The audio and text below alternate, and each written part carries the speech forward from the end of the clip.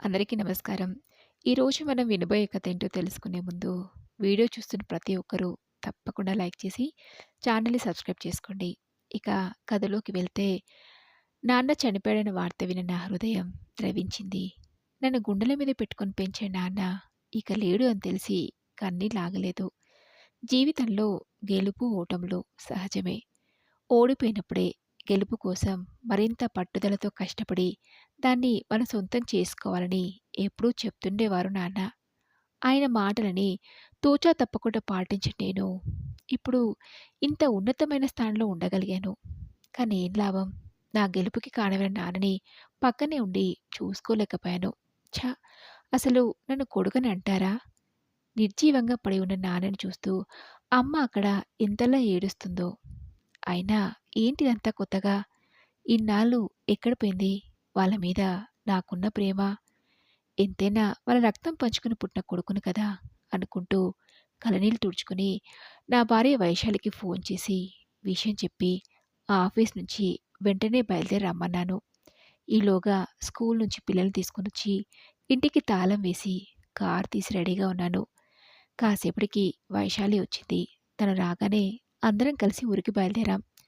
నాన్న అంత్యక్రియల కార్యక్రమాన్ని ఎలా జరుగుతున్నాయో, కన్నీటి పర్యంతమవుతున్న అమ్మని ఎలా ఓదార్చాలో ఏంటో అనే ఆలోచనతోనే కారుని వేగంగా డ్రైవ్ చేస్తున్నాను. అలా ఓ 2 గంటల ప్రయాణం తర్వాత ఊర్లోకి చేరుకున్నాం. ఇల్లు దగ్గరకు వస్తుందంటేనే నిర్జీవంగా పడి ఉన్న నాన్నని, అమ్మ మొహం ఎలా చూడాలని భయంగా అనిపిస్తుంది. తప్పదు కదా!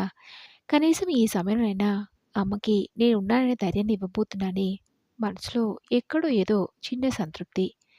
అలా కాసేపటికి ఇల్లు చేరుకున్నాం. ఇంటి ముందంతా టెంట్ వేసింది. అప్పటికే నాన్న అంత్యక్రియల ఏర్పాట్లు మొదలైనట్లున్నాయి. ఇంకాస్త ముందుకు వెళ్ళి నేను అక్కడున్న బంధుజనాన్ని చూసి ఆశ్చర్యపోయాను. అంతా పెద్ద పెద్ద వాళ్ళు. అందులో పోలీస్ ఆఫీసర్లు, రాజకీయ నాయకులు కూడా ఉన్నారు. వాళ్ళందరిలో మా బంధువులు ఎక్కడో ఒకరు కానీ కనిపించట్లేదు. వీళ్ళందరూ నాన్న స్నేహితులా? అలాంటి అవకాశమే లేదే! మరి వీళ్ళంతా ఎవరు? అనుకున్నాను. నేనొచ్చిన కారణం నాన్న చనిపోయిన వార్త విని కానీ, ఇక్కడికొచ్చిన వాళ్ళ గురించి ఆరా తీయడానికి కాదు కదా! అనుకుని ఇంట్లోకి వెళ్ళాను. నా వెనకాలే నా భార్య, పిల్లలు వస్తున్నారు. నేను ఊహించిన విధంగానే అమ్మ నిర్జీవంగా పడి ఉన్న నాన్న పక్కన కూర్చుని బోర్న విలిపిస్తుంది. అమ్మ దగ్గరికి వెళ్ళి తన చేతులని నా చేతుల్లోకి తీసుకొని కన్నీళ్లు పెట్టుకున్నాను. "మీ నాన్న మనకిక లేరా మాధవ్" అంటూ గుండెల వెసలి ఏడుస్తుందమ్మ. అమ్మను ఓదార్చి నాన్న పార్థివ దేహం వద్దకు వెళ్ళి మౌనంగా రోదిస్తున్నాను. డబ్బు, హోదా ఉందనే గర్వంతో మిమ్మల్ని నిర్లక్ష్యం చేశాను. ఎందుకో తెలియదు నాన్న. మీరు నా దగ్గర నుంచొచ్చి ఇంతకాలమైనా ఎప్పుడు మీ గురించి కలిగిన బాధ ఇప్పుడెందుకు కలుగుతుందో నాకు అర్థం కావట్లేదు. మీకు చివరి రోజుల్లో అండగా ఉండనందుకు, మిమ్మల్ని నిర్లక్ష్యం చేసినందుకు నన్ను క్షమిస్తారా నాన్న? అంటూ ఏడ్చాను. ఆ కాసేపటికి నాన్న అంత్యక్రియలకు కావలసిన ఏర్పాట్ల వేగం పెరిగింది.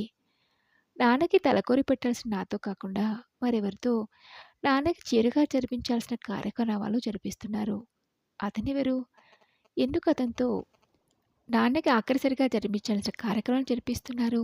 ఒకవేళ చాలా కాలంగా అమ్మాళ్ళ గురించి పట్టించుకోకుండా వాళ్ళకి దూరంగా ఉన్న నేను ఇంకెప్పటికీ రానని ఆ వ్యక్తితో తలకొరి పెట్టించాలని నిర్ణయించుకున్నారా? అయినా ఆయన కడుపులో పుట్టిన ఉండగా అది జరగనివ్వను. అదంతా చూస్తూ అమ్మ ఏమీ అనటం లేదేంటి? అమ్మ కూడా నేను రాననుకుందా? ఇప్పుడు వచ్చాను కదా! అయినా అమ్మ ఎవరికీ చెప్పట్లేదే నా కొడుకు మాధవ్ వచ్చాడని. అసలేంటిదంతా? ఎవరా వ్యక్తి? పోనీ మా బంధువుల అబ్బాయా? అవకాశమే లేదు. నేనెప్పుడూ అతన్ని చూసెరుగను అనుకున్నాను. కాసేపటికైనా అమ్మ మా అబ్బాయి మాధవ్ వచ్చాడని, నాన్నకి జరిపించాల్సిన కార్యక్రమాన్ని నా చేత జరిపించడని అంటుందనుకున్నాను కానీ అలా జరగలేదు. నాన్నని శ్మశానానికి తరలించడానికి పాడెని కూడా సిద్ధం చేస్తున్నారు. అయినా అమ్మ అలాగే నాన్న వంకే చూస్తూ ఏడుస్తుంది. చివరి నిమిషం దాకా ఎదురు చూసి మరి కాసేపట్లో పాడెత్తుతారనగా అమ్మ దగ్గరికి వెళ్ళాను. అమ్మా, నా మీద కోపమా అడిగా. నా ప్రశ్నకమ్మ ఇప్పుడు అవన్నెందుకురా అంది ఏడుస్తూనే. అది కాదమ్మా, కనీసం నాన్నకి తలకొరి పెట్టడానికి కూడా నేను పనికిరానమ్మా. ఎవరూ లేనట్టు ఎవరో అనామకుడితో నాన్నకు తలకొరి పెట్టిస్తున్నారన్నాను. అనామకుడా? ఎవర్రా? తండ్రికి తలకొరివి పెద్ద కొడుకే కదా పెట్టాలి అందుకే ఈ ఇంటి పెద్ద కొడుకుతోనే మీ నాన్నకి తలకొరివి పెట్టిస్తున్నానంది అమ్మ. అదెలా అమ్మా అని అడిగేలోపే బంధువులెవరో వచ్చి ఏదో కనిపించట్లేదని, ఎక్కడ పెట్టావని అమ్మని లోపలికి తీసుకెళ్లారు. ఆ అమ్మేంటి అతని పెద్ద కొడుకుంది. అమ్మాలనుకున్నది నేనొక్కడినే కదా! అనుకున్నాను. ఏంటో అంతా అయోమయంగా అనిపిస్తుంది. మా బంధువులు కూడా ఎవరు నాతో సరిగ్గా మాట్లాడలేదు. బహుశా అమ్మ నన్ను నిర్లక్ష్యం చేశారని కోపంతో కావచ్చు. నాన్నకి తలకొరి పెట్టబోయే వ్యక్తి, కుటుంబం కూడా మా ఇంట్లోనే ఉంది. నేనొచ్చినప్పటి నుంచి గమనిస్తున్నాను అమ్మని. అత్తయ్య, అత్తయ్య అంటూ ఒక ఆవిడ అమ్మ వెనకాలే ఉంటుంది. బహుశా ఆవిడాయన భార్యేనా? అసలు వాళ్ళిద్దరూ ఎవరు? అమ్మెందుకు తండ్రికి పెద్ద కొడుకే కదా తలకొరి పెట్టాల్సింది అంది. ఉన్నట్టుండి పెద్ద కొడుకు ఎక్కడి నుంచొచ్చాడు? ఏమీ అర్థం కావట్లేదు. లాభం లేదు. మళ్ళీ ఒకసారి అమ్మనడిగి చూస్తానని ఇంట్లోకి వెళ్ళాను. లోపలంతా బంధువులతో నిండుంది. అమ్మతో మాట్లాడే అవకాశం లేదు. ఇంతలో నాన్న అంతిమయాత్ర మొదలైంది. అలా నాన్న చివరి కార్యక్రమాలేవి నా చేతుల మీద జరగకుండానే నాన్న అంత్యక్రియలు పూర్తయ్యాయి. అతని చేతుల మీదుగా నాన్నకి తలకొరివి ఎందుకు పెట్టించారనే విషయం అమ్మతో మాట్లాడి తెలుసుకునే అవకాశం రాకుండానే 2 రోజులు గడిచాయి. మూడో రోజు అమ్మ ఒంటరిగా ఉన్న సమయంలో వెళ్ళి అడిగాను. ఏంటమ్మా, నా ప్రమేయం లేకుండానే నాన్న ఆఖరి కార్యక్రమాలన్నీ జరిగిపోతున్నాయి అని. అందుకమ్మ, అన్నీ మీ అన్నయ్య దగ్గరుండి చూసుకున్నాడు కదరా! అయినా నువ్వు చేస్తే ఒకటి, మీ అన్నయ్య చేస్తే ఒకటినా? మాకు మీ ఇద్దరూ సమానమే. అయినా అన్నయ్యని నువ్వే వెళ్లి అడగకపోయావా? నన్నేదైనా చేయమంటావా అని అంది అమ్మ. అమ్మ మాటలు నాకేమీ అర్థం కాలేదు. మొన్నేమో ఇంటికి పెద్ద కొడుకు అంది. ఇప్పుడు నాకు అన్నయ్య అంటుంది. అసలేంటమ్మా నువ్వనేది? వచ్చినప్పటి నుంచి అడుగుతున్నా ఎవరతను అని. సరిగ్గా చెప్పవేంటి? అడిగాను. అందుకమ్మ, అదేంట్రా వాడు మీ అన్నయ్య వేణు అంది. వేణు అన్నయ్యనా? అన్నాను ఆశ్చర్యంగా. ఓహ్! నీకు చెప్పలేదు కదూ! అయినా నీతో చెప్పే అవకాశం ఎప్పుడొచ్చిందని. చిన్నప్పుడు ఇంట్లో నుంచి వెళ్ళిపోయిన మీ అన్నయ్య వేణుయేరా ఈ వేణు అంది అమ్మ. అమ్మ మాటలు నాకేమీ అర్థం కావట్లేదు. ఏమీ అర్థం కానట్లు మొహం పెట్టడంతో 6, 7 సంవత్సరాలుగా మన మధ్య మాట లేకపోవడంతో ఈ విషయాలేవి నీతో చెప్పే అవకాశం రాలేదురా మాధవ్. మేము ఆ రోజు మీ ఇంటి నుంచి వచ్చేసామా, అప్పటినుంచి సరిగ్గా 6 నెలలకో రోజు ఓ పెద్ద కారొచ్చి మన ఇంటి ముందు ఆగింది. మీ నాన్న, నేను నువ్వే వచ్చావనుకున్నాను. కానీ కాదు. ఓ వ్యక్తి కారు దిగి లోపలికొచ్చాడు. చూడటానికి పెద్ద ఆఫీసర్‌లా ఉన్నాడు. ఎవరు, ఏం పని మీద వచ్చారని అనుకున్నాం. లోపలికొచ్చి మీ నాన్నని చూస్తూ, "నన్ను గుర్తుపట్టారా నాన్న?" అమ్మ అడిగాడు. మమ్మల్ని అమ్మా, నాన్న అంటున్నాడు. ఎందుకు? లేదు బాబూ. ఎవరు మీరు? అడిగారు మీ నాన్న. అందుకతను, నాకు చిన్నప్పుడు మార్కులు తక్కువొచ్చాయని, నన్ను కొట్టారని భయపడి ఇంట్లో నుంచి వెళ్ళిపోయానే వేణు, మీ కొడుకు నాన్న అన్నాడు. ఒక క్షణం మా కళ్ళని మేము నమ్మలేకపోయాం. దాదాపుగా 20 సంవత్సరాల క్రితం ఇంట్లో నుంచి వెళ్ళిపోయిన కొడుకు తిరిగి రావడమేంటి అని నమ్మలేకపోయాం. అసలొచ్చింది వాడేనా కాదా అనే అనుమానం కూడా వచ్చింది. కానీ ఎలాంటి పరిస్థితిలో వాడు ఇంట్లో నుంచి వెళ్ళిపోయాడో, ఎక్కడున్నాడో అన్నీ చెప్పాడు.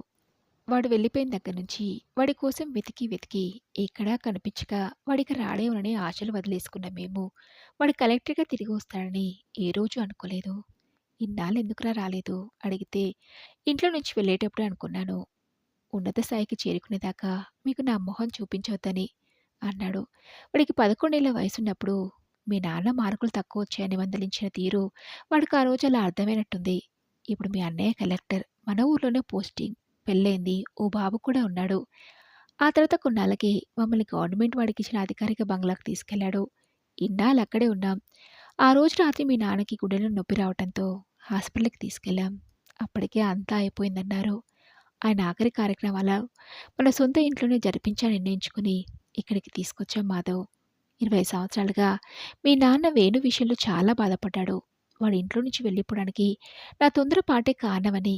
కానీ మీ అన్నయ్య మళ్ళీ తిరిగి రావడంతో ఆయనకు ఆ బాధంతా పోయింది. ఆఖరి రోజుల్లో కొడుకు, కోడలు మనవడితో చాలా సంతోషం గడిపారు అని చెప్పిందమ్మ. ఒక తల్లి కడుపులో పుట్టిన వాళ్ళమైనా ఇన్ని రోజులు కలుసుకునే అవకాశమే రాలేదు. నన్ను నేను, నేను నీ తమ్ముడినన్నయ్య అని పరిచయం చేసుకుంటుంటే అదోలా అనిపించింది. అలా నానా దశదిన కర్మలు ఘనంగా జరిగాయి. అమ్మ ఇప్పుడు ఒక్కతే ఇంట్లో ఉంటుందా లేదా తిరిగి అన్నయ్య దగ్గరికే వెళ్తుందా? అయినా అమ్మానాన్నలిద్దరూ ఇంతకాలం అన్నయ్య దగ్గరే ఉన్నారు. ఇప్పుడైనా అమ్మని నాతో రమ్మని అడగాలి అనుకున్న నాకు 7 సంవత్సరాల క్రితం జరిగిన సంఘటన గుర్తుకొచ్చింది. ఎంతో సంతోషంగా అమ్మానాన్నిద్దరూ మా దగ్గరే శాశ్వతంగా ఉండిపోదామనొచ్చారు. మమ్మల్ని, మా పిల్లల్ని చూసుకుంటూ కొంతకాలం బాగానే ఉన్నారు. ఆ తర్వాత కొన్ని రోజులకు వాళ్ళు మాతో ఇమడలేకపోయారు. అందుకు కారణం నాకు తెలియంది కాదు.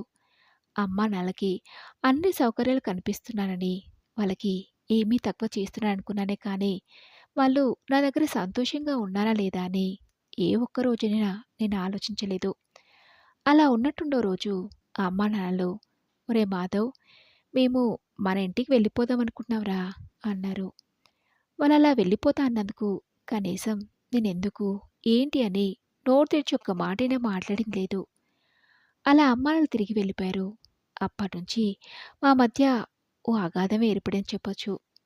అప్పట్నుంచి నేనెప్పుడు కనీసం అమ్మానాన్నల బాగోగులు అడుగు తెలుసుకున్నది లేదు.